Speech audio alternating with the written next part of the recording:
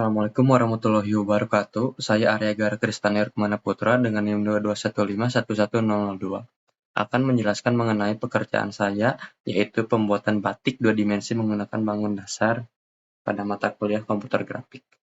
Pertama-tama, saya membuat 3 batik ya, seperti yang bisa dilihat pada gambar berikut. Yang pertama bisa dibilang dengan bentuk elips, yang kedua belah ketupat, yang ketiga persegi. Untuk yang pertama, saya akan menjelaskan mengenai motif 2 dimensi dalam bentuk dasarnya saja. Pertama-tama, saya membuat elips itu menggunakan fungsi-fungsi yang sebelumnya sudah dibuat di minggu-minggu sebelumnya. Hanya saja saya melakukan sedikit modifikasi untuk merotasi posisi si elips tersebut agar sesuai keinginan saya. Seperti ini. Untuk perotasiannya, saya menggunakan perulangan. Jadi si posisi dan si sudutnya saya simpan dalam array terlebih dahulu. Dalam fungsi motif elips ini, ya, saya menggunakan perulangan. Jadi bentuknya seperti ini. Selanjutnya untuk motif belah ketupat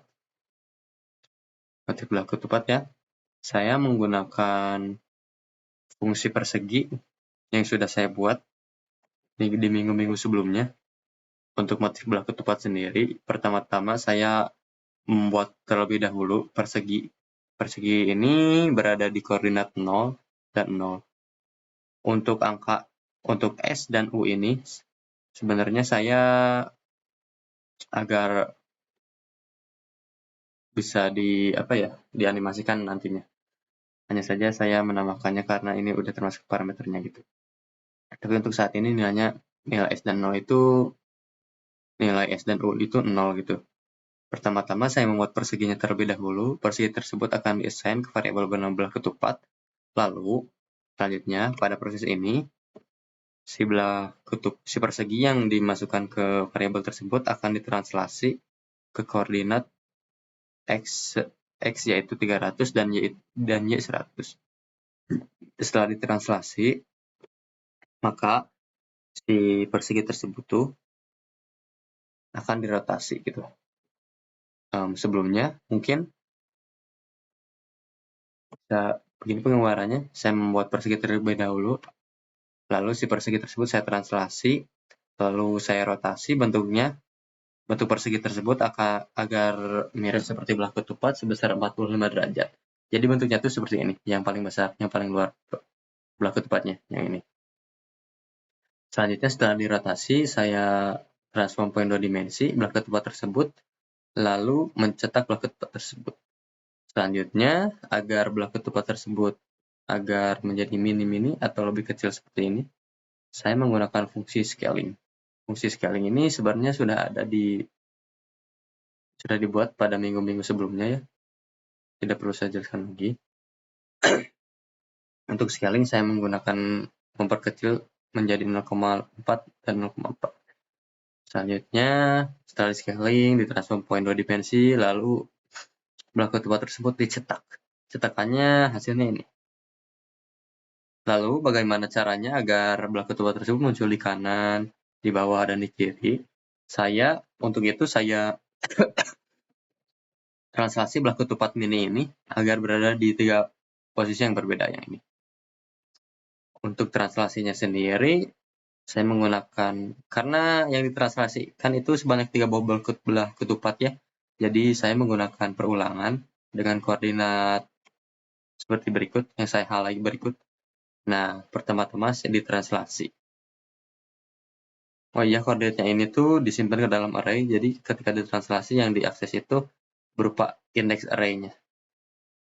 Index 0, 1, dan seterusnya. Lalu ditransform, lalu dicetak. Jadinya koordinatnya akan seperti ini. Selanjutnya ada motif persegi.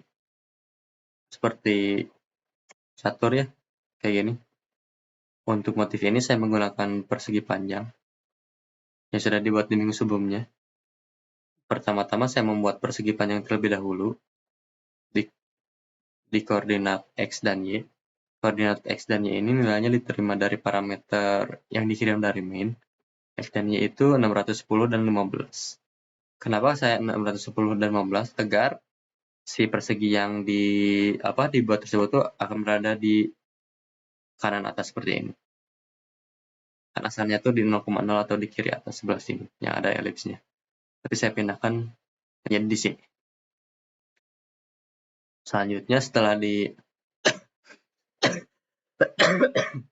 dicetak, ya mungkin saya sudah dicetak, saya translasikan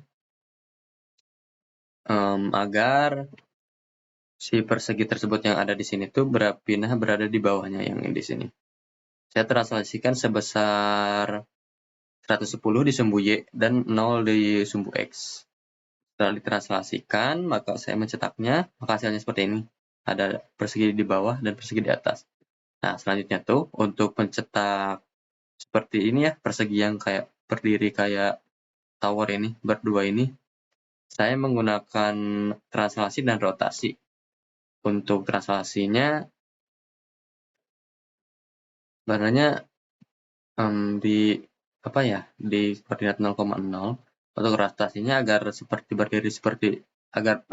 tersebut berdiri seperti tower, saya merotasinya sebesar 90 derajat, yaitu di sini. Lalu persegi yang sudah dirotasi sebesar 90 derajat ini tuh ditranslasikan. Mengapa ditranslasikan? Agar persegi tersebut tuh berada di sebelahnya, di sebelah kiri ini nih. Jadi agar persegi panjang tersebut berada di sebelah kiri, saya translasikan setelah dirotasi, lalu dicetak.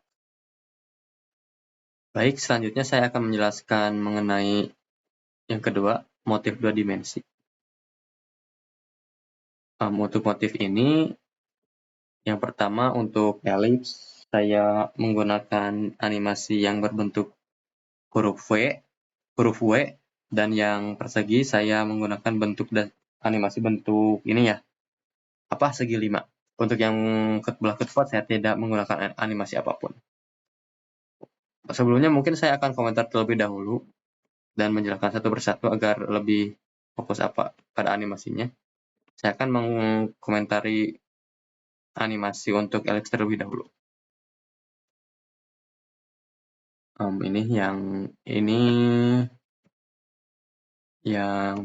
persegi, yang membentuk persegi 5.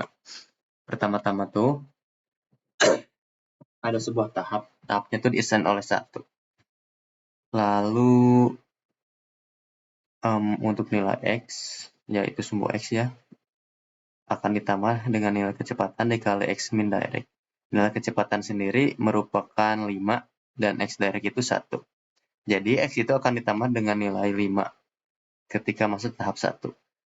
Nah, karena X itu 5, maka si persegi ini tuh akan bergerak ke sebelah kanan. Lalu, karena saya ingin membuat segi 5 ya, maka kan si perseginya tuh harus bergerak secara miring ya ke sini. Nah, oleh karena itu saya assign lagi sumbu Y-nya tuh dengan 5 kali Y min direct. Yaitu karena ini plus, mau masuk sumbu X berarti karena plus akan ke bawah. Jadi karena X-nya ke kanan, Y-nya ke bawah, maka bentuknya akan seperti miring seperti ini. Nah, gitu. Untuk masuk ke tahap selanjutnya, saya menggunakan perhitungan kanvas seperti ini. Jadi jika Y-nya itu sama dengan tinggi dibagi 2 min 100 atau 600 dibagi 2, 300 min 100. Jadi kalau si Y-nya sama dengan 200, kan si Y-nya udah sampai sini, maka akan tahap 2. Nah, tahap 2 ini tuh seperti tadi, yaitu semua X-nya itu akan assign oleh nilai kecepatan dikali X min direct. Begitu pula yang Y-nya. Untuk yang X-nya sendiri akan di-assign oleh 5 ya, karena minus maka akan bergerak ke kiri. Untuk Y akan bergerak ke bawah karena plus, maka karena bergerak ke kiri dan ke bawah, maka bentuknya akan miring seperti ini. Agar masuk ke tahap selanjutnya juga sama seperti yang saya jelaskan tadi. Oh ya, sebelumnya untuk yang persegi, mengapa berada di tengah seperti ini, bukan di titik 0, tidak seperti motif 2 dimensi yang tadi berada di sebelah kanan, karena pada animasi ini saya mengassign X-nya itu 400, jadi nilai 400 ini tuh akan diterima oleh ini parameter motif persegi, lalu akan di-assign ke sini. Jadi perseginya itu akan berada di tengah. Selanjutnya untuk yang elips ya, penjelasan animasi yang elips. Untuk yang elips saya membuat huruf W. Untuk huruf W sama seperti yang saya jelaskan tadi menggunakan tahap-tahap. Ini tahap 2 itu sebenarnya hanya penamaan variabel saja. Selanjutnya untuk P dan Q berarti karena kita ingin membuat huruf W, jadi pergerakan elipsnya itu harus miring seperti huruf W ya, dari koordinat 00 seperti membentuk diagonal gitu. Nah, untuk diagonal lalu ketika sampai di koordinat tertentu, maka masuk ke tahap selanjutnya seperti itu. Nih, misalkan saya ini, nah gitu. Karena kan tadi tuh P-nya tuh plus, Q-nya minus. P itu bisa dianggap seperti X, Q dianggap seperti Y ya. P plus itu berarti si X-nya itu akan ke sebelah kanan. Nah, lalu si Q plus itu akan sebelah bawah. Karena ke kanan dan ke bawah, maka pergerakan elipsnya itu akan seperti diagonal gitu. Nah, itu. Untuk masuk ke tahap selanjutnya juga sama. Jika Q-nya lebih dari 150, maka masuk ke tahap 2. Tahap selanjutnya, si P-nya di-assign agar bergerak ke kanan, dan Y-nya bergerak ke atas. Jika bergerak ke atas akan membentuk seperti ini. Nah, ke atas gitu. Untuk penjelasan selanjutnya, cara masuk ke tahap selanjutnya dan pergerakan selanjutnya juga sama ya seperti sebelumnya. Selanjutnya ada animasi dan interaksi. Untuk animasi dan interaksi ini sebenarnya sama saja, hanya saja saya menambahkan beberapa modifikasi jika ada tombol yang ditekan. Contohnya, jika tombol pada keyboard siku kanan ini ditekan, maka kecepatan akan bertambah sebesar 5. Jika siku kiri ditekan, maka kecepatan berkurang sebanyak 3. Contohnya misalkan seperti ini. Cepat tuh. Nah, itu yang saya kurangin lagi barusan menjadi min 3. Selanjutnya ada ini. Ini tuh untuk pemosisian ke sumbu X dan sumbu Y. Jadi untuk yang penekanan tombol yang ini tuh, saya hanya menerapkannya di belah ketupat, tidak di elips dan perseginya. Misalkan, jika huruf L ditekan, maka belah ketupat akan bergerak sebanyak 5 ke kanan. Jika ditekan tombol K, maka bergerak ke bawah sebesar 5.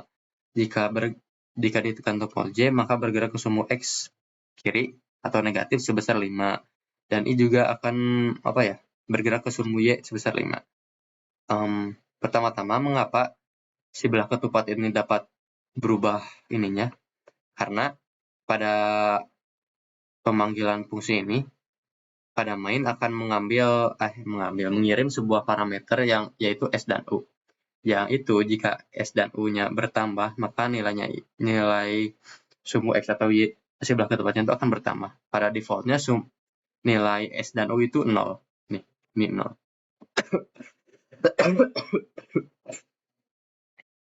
Seperti ini.